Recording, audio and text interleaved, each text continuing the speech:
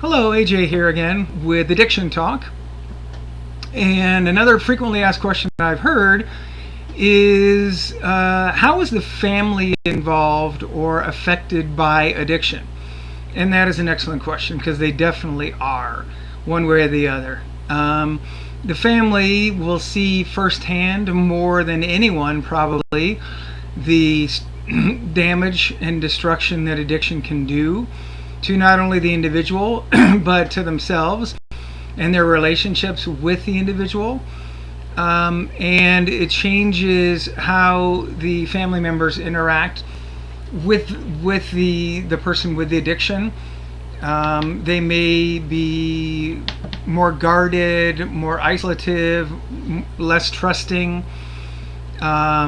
may not feel comfortable around that person, may be afraid of how they're going to react in certain situations.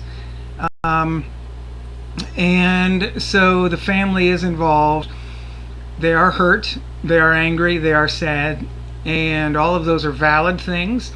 And at some level, the family does try to understand and do something to help the addict and change them, but realizes that that's not going to work, at least as long as the addict is in the throes of their addiction. So they change. The family members will have to change their way of doing things and reacting and responding to the person in the addiction.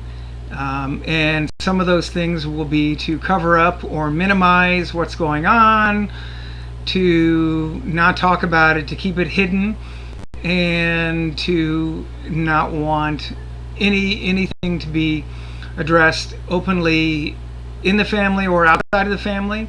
And particularly in the family, they'll try and cover it up from the outside world. They could present a really strong, positive, healthy front to the outside world in the functional stage of the addiction, but once it gets beyond that functional stage is when you start seeing the problems outside of the household, in the workplace, in the criminal justice system, in other areas of interest, of socialization, and then other people see it and the problem becomes that much more of a problem, and the family members usually end up feeling guilty and sad and more angry and ashamed. And so the family does need help.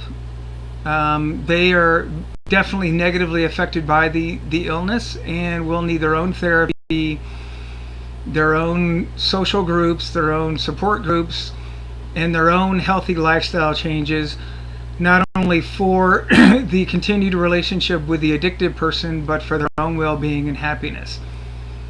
So that kind of is the beginning of explaining how the disease affects the family members and friends of the addicted person. Thank you.